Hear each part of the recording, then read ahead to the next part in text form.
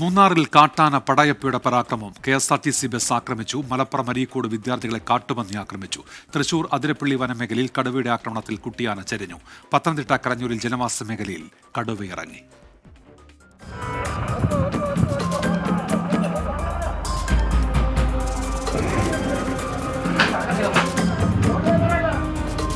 ഇന്നലെ രാത്രി മൂന്നാറിൽ നിന്ന് ഉടുമലയിലേക്ക് പോയ ബസ്സാണ് പടയപ്പ ആക്രമിച്ചത്.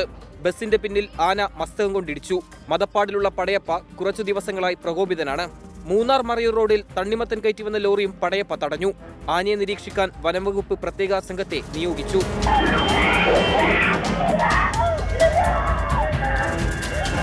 മലപ്പുറം അരീക്കോടിൽ വിദ്യാർത്ഥികളെ കാട്ടുപന്നി ആക്രമിച്ചു. പരിക്കേറ്റ വിദ്യാർത്ഥികൾ ചികിത്സയിലാണ്. പത്തനംതിട്ട കലഞ്ഞൂർ പോത്തുപാറയിൽ കടുവയെ കണ്ടെന്ന് നാട്ടുകാർ. കിടക്കുന്ന കണ്ടത് ആ മരത്തിന്റെ അടിഭാഗത്തായിരുന്നു. ഞാൻ കടയിൽ പോയിട്ട് വരുന്ന വഴിക്ക് ഇവിടെ ലൈറ്റ് അടിച്ച് നോക്കിയാണ് വന്ന് അവിടെ കണ്ണിരിക്കുന്നു. ഞാൻ ഡബിൾ അടിച്ച് നോക്കിയപ്പോൾ അവിടെ കിടക്കായിരുന്നു. തല വ്യക്തമായിട്ട് കണ്ടായിരുന്നു. അവിടെ ഞാൻ കയറി ഓടി മലീച്ചേണ്ട.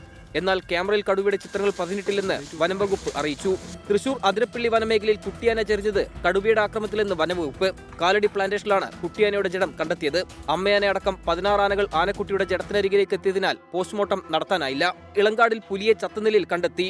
ബ്ലാക്കര ഭാഗത്താണ് പുലിയുടെ ജഡം കണ്ടെത്തിയത്. 24 ഇടുക്കി.